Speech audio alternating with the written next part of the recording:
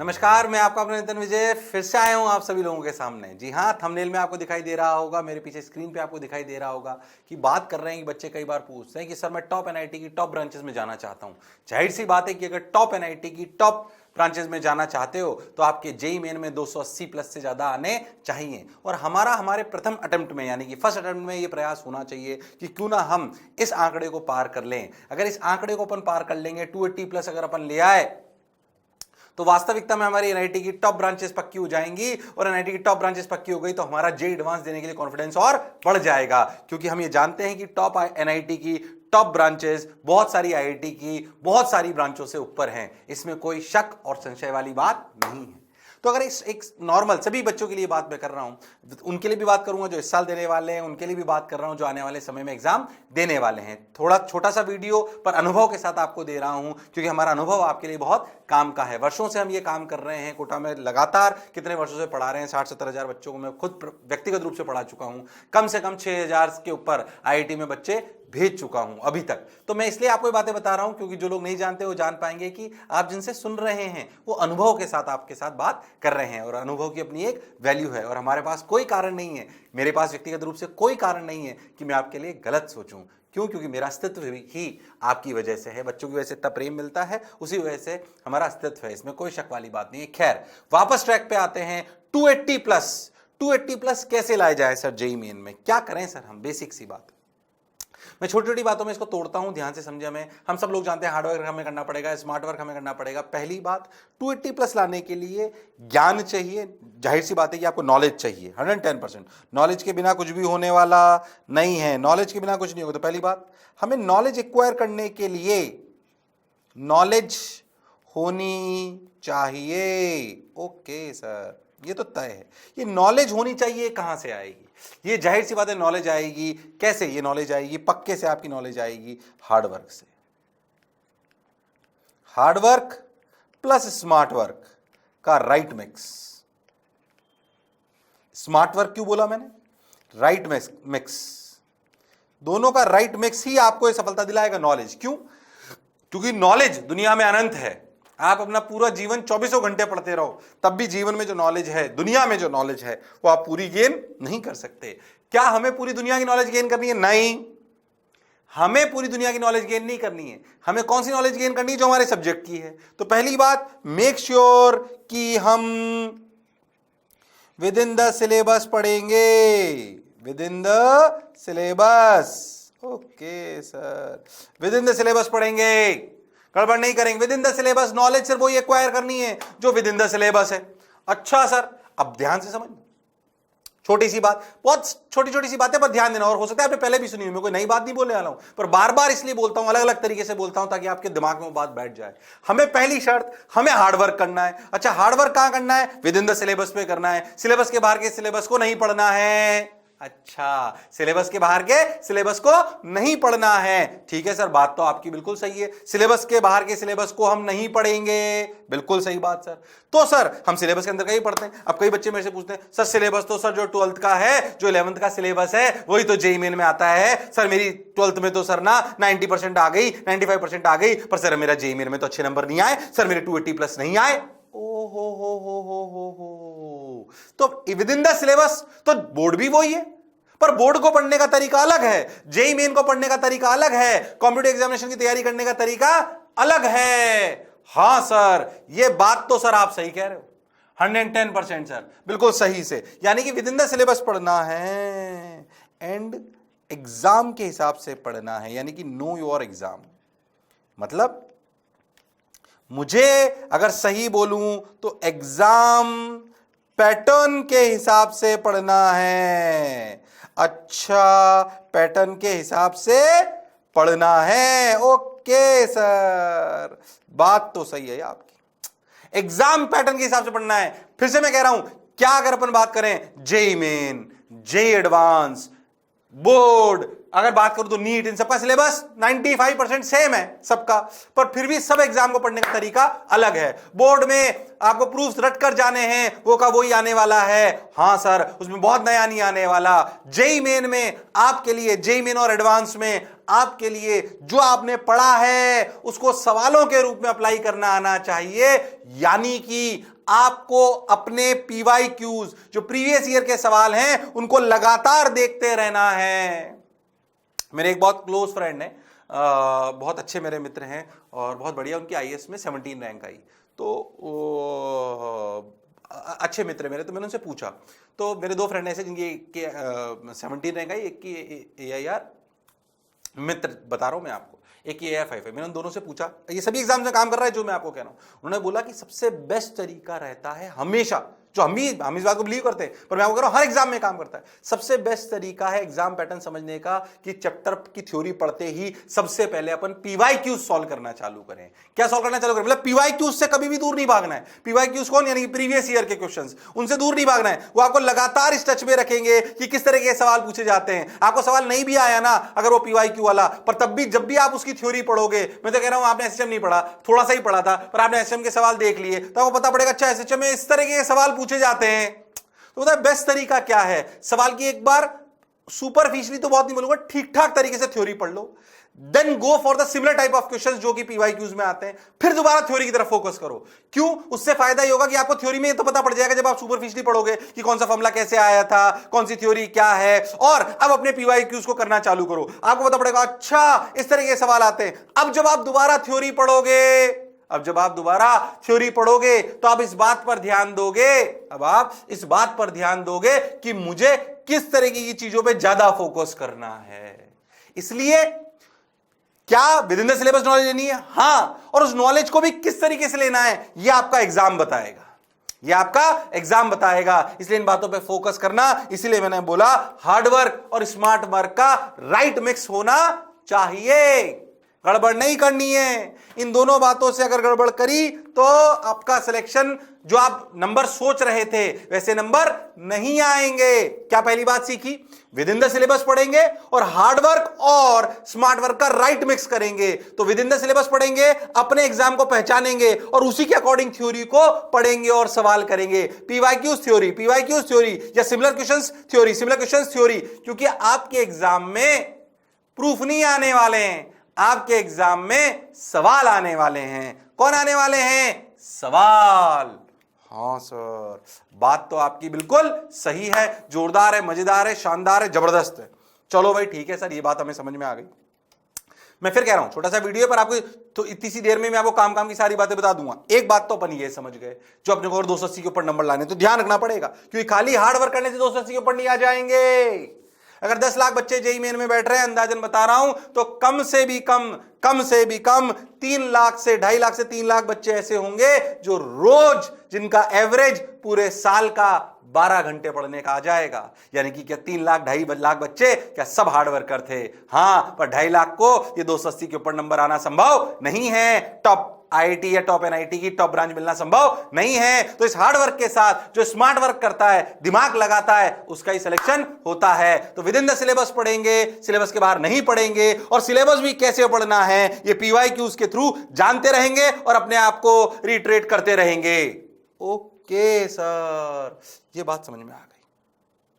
अब सर मैंने दोनों काम भी कर लिए, फिर भी कई बच्चों के ध्यान से समझें तो किसी के नंबर ज्यादा आते हैं, किसी के नंबर कम आते हैं। 2 बच्चे हैं साहब, रामलाल और श्यामलाल, दोनों 12 घंटे रोज पढ़ते हैं पूरे साल, जैसे स्मार्ट वर्क भी करते हैं, हार्ड वर्क भी करते हैं, और दोनों का दिमाग भी एक जैसा ही है। फिर भी एक के नंबर आए 230, एक के आए 285। ऐसा क्यों? अगर दोनों आईक्यू के बराबर के बच्चे हैं, दोनों ने बराबर हार्ड वर्क करा, स्मार्ट वर्क भी बराबर करा, फिर भी ऐसा हुआ कि एक के 230 आए और एक के 285 आए। ओहो, या हो सकता है उसके 200 ही रह गए हो, इसके 285 हो गए हो। ऐसा हो सकता है। ये अंतर कहां आता है? ये अंतर आ जाता है जब आप पेपर अटेम्प्ट करते हो। क्या करते हो? Paper attempt. यानी कि अपने को पेपर अटेम्प्ट करते वक्त भी बातों का ध्यान रखना चाहिए। अच्छा सर, बात तो सर आपकी सही है। अब पेपर में सबसे पहली बात कि सर जब पेपर अटेम्प्ट, अब थोड़ी सी बात करें पर पेपर अटेम्प्ट, पहली बात पढ़ना कैसा था ये मैंने आपको बताया। दूसरी बात सर पेपर कैसे अटेम्प्ट करें। ओ हो, बहुत बेसिक सी बात। फिर मैं कह रहा हूं इन सभी टॉपिक्स पे एक एक घंटे भी चर्चा कर दी जा सकती है। मैं आपको क्रक्स ऑफ द स्टोरी सुना रहा हूं, अच्छी बात, ज्यादा मोटिवेशन नहीं, काम की बात बता रहा हूं, अच्छी बात। तो पेपर अटेम्प्ट कैसे करें? पेपर अटेम्प्ट का सबसे पहला प्रश्न कि सर हम कौन सा सब्जेक्ट सबसे पहले अटेम्प्ट करें? मेरे हिसाब से सबसे पहले आपको अटेम्प्ट करना चाहिए केमिस्ट्री, 110%। 110% आपको क्या अटेम्प्ट करना चाहिए? केमिस्ट्री। फिर फिजिक्स और मैथ्स को आप इंटरचेंज कर सकते हो चाहो तो, यू कैन इंटरचेंज, ये मेरी राय है। अच्छा, मैं आपको बता दूं कि जो बच्चे इस साल एग्जाम देने वाले हैं, जिनका एग्जाम पास में है, उनसे रिक्वेस्ट है कि वो अब अपनी सीक्वेंस चेंज ना करें। अगर वो पहले फिजिक्स अटेम्प्ट करते थे, फिर केमिस्ट्री करते थे, फिर मैथ्स करते थे, तो अपनी सीक्वेंस अब चेंज ना करें। लास्ट मोमेंट पे जो भी आप करते हो आए उसको चेंज करने की जरूरत नहीं है। जो बच्चे अगले सालों में देने वाले हैं उनको ये याद रखना है कि उनको सबसे पहले क्या अटेम्प्ट करना है? केमिस्ट्री। फिर उनको अटेम्प्ट करना है फिजिक्स या मैथ्स, फिजिक्स या मैथ्स। तो 2-3 को आप शफल कर सकते हो, 1 को आप फिक्स रखिए केमिस्ट्री। केमिस्ट्री को सही बताऊं तो शुरुआती सबसे, आपका पेपर कितनी देर का है? 3 घंटे का। अगर अपन जेईई मेन की बात करें, जेईई मेन में हमें सवाल कितने करने हैं? सर हमें जेईई मेन में सवाल करने हैं प्रति subject 25। Okay sir, single credit अपने को करने हैं कितने? 20, और 10 में से 5 किस में करने हैं? इंटीजर टाइप में। ओके सर, ये बात हमें समझ में आती है। अगर मैं आपसे बताऊं तो केमिस्ट्री में आपको सबसे पहले समय देना है initial, first attempt in paper. मतलब first attempt in paper, sir हमारा तो पहला वो वाला अटेम्प्ट नहीं, पहला पेपर नहीं। पेपर जब आया तो उसमें एक बार आपका पेपर कैसे करना है, ध्यान से सुनना, अच्छे से ध्यान से सुने। फर्स्ट अटेम्प्ट इन पेपर में आप केमिस्ट्री, और अगर आपने नॉलेज और हार्डवर्क प्रॉपर्ली करा है तो आपके साथ स्थिति बनेगी। केमिस्ट्री सबसे पहले अटेम्प्ट करनी है और आपको टाइम देना है 35 to 40 मिनट्स ओनली। और आपने नॉलेज अगर सही से गेन करी है, सही से अगर आपने गेन करी 35 से 40 मिनट्स में आप 20 से 23 सवाल के बीच में कर पाओगे।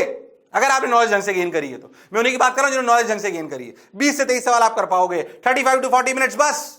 इन्होंने पूरी याद होनी है, उसमें टाइम लगने वाली बात नहीं है। Okay sir, 35 to 40 minutes. हां सर, ये बात हमें समझ में आ गई, अच्छी बात है। 35 to 40 मिनट सर, 20 से 23 सवाल हम कर लेंगे। फिर आप चाहे तो फिजिक्स कर लीजिए, चाहे तो आप मैथ्स कर लीजिए। फिर फिजिक्स में कितना टाइम दें? मान लेते हैं फिजिक्स में अपन टाइम देंगे 50 मिनट्स, ठीक, 50 मिनट्स। इसमें आपको फिर से सवाल कर लेने हैं 20 से 22। ऐसे ही आपको फिर टाइम देना है कितना? मैथ्स में फिर आपको देना है 50 मिनट, और आपको सवाल कर लेने हैं कितने? मैं मैथ्स फिजिक्स को इंटरचेंज कर सकते हो, मैं आपको पहले भी बोल चुका हूं, ये आपकी चॉइस है। 50 मिनट, फिर से आपको सवाल करने 20 से 22, ठीक। ये अगर आपने ढंग से नॉलेज गेन करी तो 20 से लेकर 22 के बीच में आपको सवाल आते होंगे, या 2 ऑप्शन में से आपको पता होगा, तो आप अपना आंसर लगा पाएंगे। बोलो क्लियर है एकदम? ये पहली बार में अटेम्प्ट कर लेना है और ऐसे ही करना है। अच्छा, तो सबसे पहले कौन सा पेपर करेंगे? केमिस्ट्री। समय कितना देंगे? इतना। रफ्तार पढ़ने की तेज होनी चाहिए, एक्यूरेसी होनी चाहिए, स्पीड होनी चाहिए। इन सब पे अलग अलग वीडियो बने हुए हैं, गड़बड़ नहीं करनी है। अभी पेपर अटेम्प्ट पे बात कर रहा हूं। ओके सर, तो chemistry 35 to 40 minutes, physics 50 minutes, maths 50 minutes. Okay sir, ध्यान से देखो। तो अगर आप देखो 10 मिनट आपने फिजिक्स में बचाए, अगर एक घंटा तीनों को मान लें, 10 मिनट आपने फिजिक्स में बचाए, 10 मिनट आपने मैथ्स में बचाए, और आपने 15 से 20 मिनट किस में बचाए? किसमें बचाए? आपने बचाया केमिस्ट्री में। यानी कि आपके पास सेकंड अटेम्प्ट के लिए, किसके लिए? सेकंड अटेम्प्ट के लिए कितने मिनट बचे? 35 to 40 मिनट्स। इसमें किन सवालों को अटेम्प्ट करना है? जो कैलकुलेटिव ज्यादा थे, जिनको हमने इसलिए छोड़ा था कि उनमें कैलकुलेशन ज्यादा है। अच्छा, वो भी अभी बोलूंगा उस बारे में कि वो कैसे छोड़ना है, क्योंकि it is very important to get good marks कि कौन से सवाल को कब अटेम्प्ट करना है, शुरुआत में कि बाद में। तो जो कैलकुलेटिव ज्यादा थे, या जिनमें हमें 2 ऑप्शन में कंफ्यूजन था, तो इन दोनों में से कंफ्यूजन को हटाते हुए किसी एक पे तुक्का मारना है, क्योंकि ये +4-1 का गेम है। जेईई मेन में सवाल छोड़ने की जरूरत नहीं है, बार बार बोल चुका हूं। +4-1 का है, तुक्के भी मारेगा और थोड़ा भी समझदारी से मारेगा तो फायदा करेंगे 110%। मैथ्स कहती है एडवांस में नहीं करना है, ये मेंस में कर सकते हैं, एडवांस में नहीं, मेंस में। क्यों? मेंस में +4-1 चलेगा। अच्छी बात है सर, बहुत बढ़िया सर, शानदार सर, जबरदस्त सर, वाह वाह सर। ओके, अब क्या करें? ये हो गया, ये हो गया, ये हो गया, ये हो गया। अब क्या करें, अब क्या करें, अब क्या करें? कुछ मत करो, सुनते चलो, चलते चलो, पढ़ते चलो। अब पहले केमिस्ट्री अटेम्प्ट करी। क्या अटेम्प्ट करी? केमिस्ट्री। ठीक है सर। अच्छा, बच्चा जनरली गलती क्या करते हैं कि जब सबसे पहली बार केमिस्ट्री अटेम्प्ट करते हैं, क्या अटेम्प्ट करते हैं? केमिस्ट्री या फिजिक्स अटेम्प्ट करते हैं या मैथ्स अटेम्प्ट करते हैं, तो वो ऐसा सोचते हैं कि जो पहले नंबर का सवाल आया ना वही मुझे सबसे पहले करना है। ऐसा कोई रूल नहीं है। पहले नंबर का सवाल आप सबसे पहले अटेम्प्ट करें, ये बिल्कुल जरूरी नहीं है। अच्छा सर, ये बिल्कुल जरूरी नहीं है कि आप पहले नंबर का सवाल पहले बार में अटेम्प्ट करें। ठीक है सर, बहुत बढ़िया। तो क्या करें सर? पहले आपको पेपर देखते दिखने लगता है अच्छा, मतलब जैसे केमिस्ट्री में 40 मिनट है तो पहले 15 मिनट में 13 से 15 सवाल हो जाने चाहिए। हाँ, तेरे को देखिए अच्छा ये आसान है, आसान है, आसान है, वो 6वें नंबर का, 8वें नंबर का, 12वें नंबर का, 15वें नंबर का ऐसे दिखेगा, खट उनको पहले सॉल्व करना है। तो पहला सवाल पहले अटेम्प्ट करना है, ऐसा कोई rule? Sequence of subject is decided, sequence of subject is decided, but sequence of question आप पहले से अटेम्प्ट करें ऐसा कोई जरूरी नहीं है। Question of sequence of questions होनी चाहिए easy to tough, easy to tough जो हमें इजी लगे, हमें देख के पता पड़ जाता है। अरे हाँ सर, ताकि शुरुआती दौर में आपके सवाल हो जाए और आपका कॉन्फिडेंस बढ़ जाए। इन बातों को अगर ध्यान में रखोगे तो जो आपने वो नॉलेज और स्मार्ट वर्क अच्छे से अप्लाई करा है उसको आप देख पाओगे और अपने नंबर मैक्सिमम ला पाओगे। मैंने क्या बोला? रामलाल श्यामलाल दोनों बराबर मेहनत करते हैं पूरे साल, दोनों का IQ सेम है, स्मार्ट वर्क हार्ड वर्क बराबर करा है, फिर भी अगर उन्होंने इस एग्जामिनेशन के बारे में ध्यान नहीं दिया तो एक के 230 नंबर रह सकते हैं, एक के 285 रह सकते हैं। 50 नंबर का फासला आप इन बातों पर ध्यान देके ला सकते हो। क्या मेरी बात क्लियर है? हाँ सर, बात तो आपकी बिल्कुल सही है, जोरदार है, मजेदार है, शानदार है। बोलो क्लियर? Okay sir. तो हमने क्या बोला? स्मार्ट वर्क, हार्ड वर्क और ये एग्जाम पैटर्न की अपनी फिलॉसफी। छोटी छोटी बातें और बोल देता हूं, फटाफट फटाफट ध्यान से सुनो। ये तो हमने बता दिया जो मैंने आपको बोला। ओहो, understand the syllabus, focus on important topics, correct study material. जाहिर सी बात है, करेक्ट स्टडी मटेरियल पे अगर अपन बात करें, ये हमें समझ में आता है कि सिलेबस हमें पता होना चाहिए। फोकस ऑन इंपॉर्टेंट टॉपिक्स की लिस्ट अभी दूंगा, वो तुझे पैसे पता पड़ेगा, अभी दिखाई दे जाएगा। इंपॉर्टेंट टॉपिक कौन? जो एग्जाम में ज्यादा पूछे जा रहे हैं, उसका अपने को प्रीवियस ईयर क्वेश्चन से पता पड़ेगा। Correct study material, focus more on अपने जो जहां भी आप पढ़ रहे हो, जो भी आप पढ़ रहे हो। जैसे मान लीजिए हम लोग तो जो भी मटेरियल देते हैं ध्यान देते हैं पूर्ण रूप से कि भाई विद इन द सिलेबस होना चाहिए, आउट ऑफ सिलेबस नहीं होना चाहिए, सीक्वेंस में होना चाहिए। तो फोकस मोर ऑन PYQs और आपका स्टडी मटेरियल ऐसा होना चाहिए जो ज्यादा से ज्यादा एग्जामिनेशन की तरफ फोकस करा है। Regular revision for important topics, जाहिर सी बात है, हालांकि मैं अभी रिवीजन पे कोई बात नहीं करने वाला हूं। सो रिवीजन स्ट्रेटेजी अलग होनी चाहिए, इस पे एक अलग वीडियो बनाऊंगा। रिवीजन स्ट्रेटेजी अपने आप में पूरा एक टॉपिक है जिसपे बात करी जा सकती है, वीडियो बना भी चुका हूं शायद, और अभी और बना दिया जाएगा। टेस्ट जो हमारे होते हैं वो हमें हमारी क्या बताते हैं? Best way to identify what? To identify our own mistakes. खुद की मिस्टेक्स कैसे ढूंढनी है पेपर में? अपने आप में अगेन एक पूरा सब्जेक्ट है जिसके लिए फिर वीडियोस बनाए जाएंगे। ओ हो, उन मिस्टेक्स को ढूंढिए। मेरी स्पीड कम है, एक्यूरेसी कम है, सबका समाधान अलग अलग है। टेस्ट पेपर दिया, कमियां ढूंढी, उन पे काम करा, सुधारा, फिर पेपर दिया, फिर कमियां ढूंढी, फिर उनको सुधारा। अब हर कमियां अलग अलग, हर बच्चे की कमियां अलग अलग हो सकती है। स्पीड, एक्यूरेसी, कैलकुलेशन मिस्टेक, सवाल पढ़ के समझ नहीं आता, इस टॉपिक को भूल जाता हूं, ये कम पढ़ा था, ये ज्यादा, बहुत सारी तरह की कमियां हो सकती है। उनको ओवरकम करिए, फिर पेपर दीजिए। और जाहिर सी बात है, एक बात तो है ही जिस पर भी मैं बात नहीं करने वाला हूं कि आपको मोटिवेटेड तो रहना पड़ेगा। तो this is not motivational session, तो मोटिवेटेड तो रहना पड़ेगा। उसके लिए मैं बार बार एक ही बात बोल रहा हूं, कोई भी मोटिवेटेड रहने का बेस्ट तरीका क्या है? नेगेटिव लोगों से दूर रहिए। एक ही शब्द, एक ही लाइन में बात है। मोटिवेटेड रहने का क्या तरीका है? नेगेटिव लोगों से दूर रहिए। जो भी आपसे आसपास बात कर रहे हैं, जो भी कंटेंट आप देख रहे हैं, देखो कहीं उनको देखने से, सुनने से, मिलने से मेरा मन तो खराब नहीं होता। अगर ऐसा है तो बस मौज वाली बात है। क्या मेरी बात क्लियर है? अरे सोच लो। बिल्कुल, तो हम इन बातों को ध्यान में रखेंगे और हम स्मार्ट वर्क हार्ड वर्क करेंगे। पेपर में किसको पहले अटेम्प्ट करना है ये हम ध्यान में देंगे। ओके भाई, बीच में एक स्लाइड है, आप जो नीचे लिंक दिया गया उस पर ऐप को डाउनलोड कर लीजिए। उसमें बहुत सारे फीचर्स हैं जो आपके काम के होंगे।